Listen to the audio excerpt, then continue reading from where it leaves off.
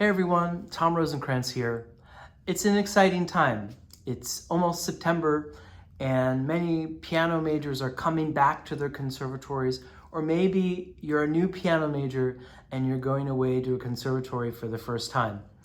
What I've done is compiled 10 keys for success in order for you to have a great year. These are things that I've discovered after teaching in schools and conservatories for more than 20 years, and I hope that they'll be beneficial for you. Okay, let's get right into it. Okay, the first thing to care about is when are you going to practice? And this is actually very important because you want to try to practice first thing in the morning. Not only that, you want to practice in practice chunks, I'll call them. So I call these hour-and-a-half increments. What's important is that you practice focused for an hour and a half, then you take a break. The brain needs a break from practice. Now you could practice an hour and a half first thing in the morning and then maybe you have a class, that's fine too. Or you could have an hour and a half practice separated by a practice break of 20 to 30 minutes and then another practice chunk for another hour and a half. The hour and a half thing is important because it really forces you to focus on what you're doing. The idea is not just to practice forever or for endless hours, it's actually to focus on something. So when you practice, try to practice in these kind of practice chunks. You'll notice that it'll be much more focused and you'll get a lot more done. Now, the other thing is I don't recommend doing more than 3 of these practice chunks throughout the day. So maybe in the morning you do 1 or 2 of these practice chunks, then you have a class, then you have lunch, and then in the afternoon you have another hour and a half. So total 4.5 hours. That is really all you need, believe it or not, throughout the day. You don't need to practice for 8-10 hours. If you practice very focused for those 3 chunks, you'll allow your brain to really make a difference. Okay, the second idea, which I think is also very valuable, is at the end of each day, you need to map out what you're gonna do for the next day. So save 5 minutes at the end of the day, maybe at 5:30 or 6 o'clock before you go home for dinner. What I want you to do is take inventory on how it went that day and then what actually you're gonna do to improve the next day. But it needs to be detailed. It could be, okay, these 3 lines of the Chopin etude, I'm going to work on accuracy. Okay, this piece, I need to work on fluency, etc., etc. Actually write out what you want to do the next day.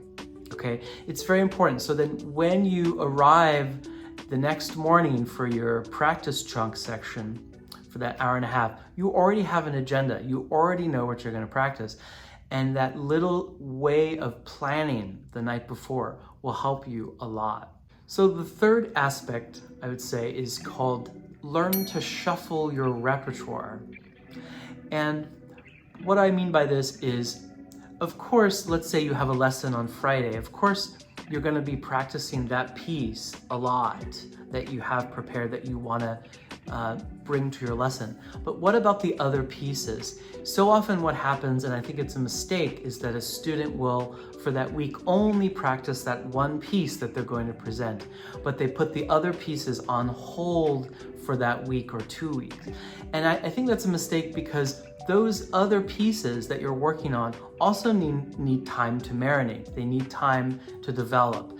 And the more time you have with them, the better, the more that they'll develop and the more that the brain will be able to subconsciously work on the pieces. So think about that next time. Every day or every other day, you should be working on all of your repertoire.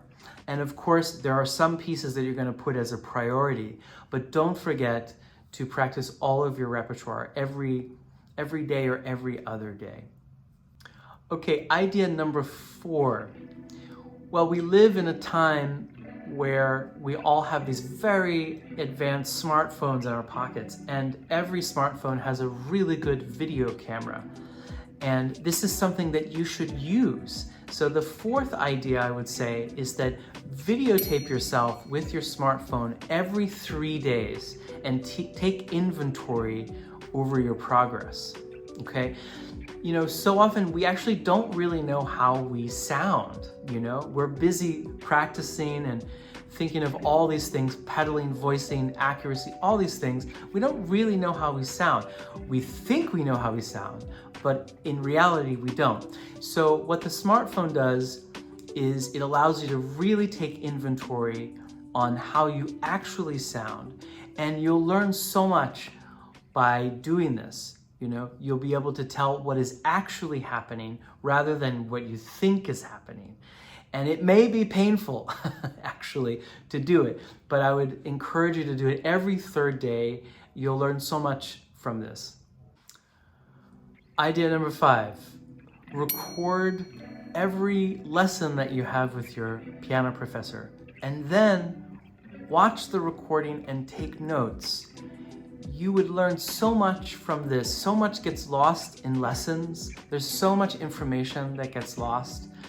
If you record it and watch it and re-watch it, you'll hear some of your own tendencies as a pianist.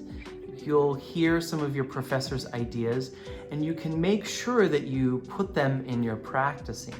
This way, if you think about it, the professor doesn't have to constantly be repeating him or herself every week. If you take care of it every week, then you can move on to other things. So please, after your lesson, record it and then listen to it and take notes.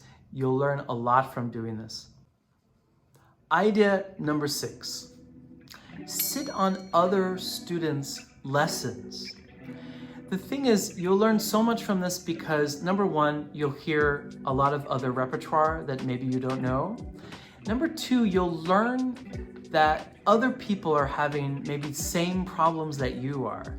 And if you see it from a different perspective, you'll figure out ways to fix it on your own. So when you go to other people's lessons, you could see there's a kind of empathy. There's a kind of way of seeing, oh, they have that problem. I'm not alone in that. You know, I also have that problem. And this is how this student is dealing with it. And this is how the professor is trying to address it, so on and so forth. So by seeing other people, that's not your own, but someone else, you'll learn so much. Idea number 7, play as often as you can in studio class.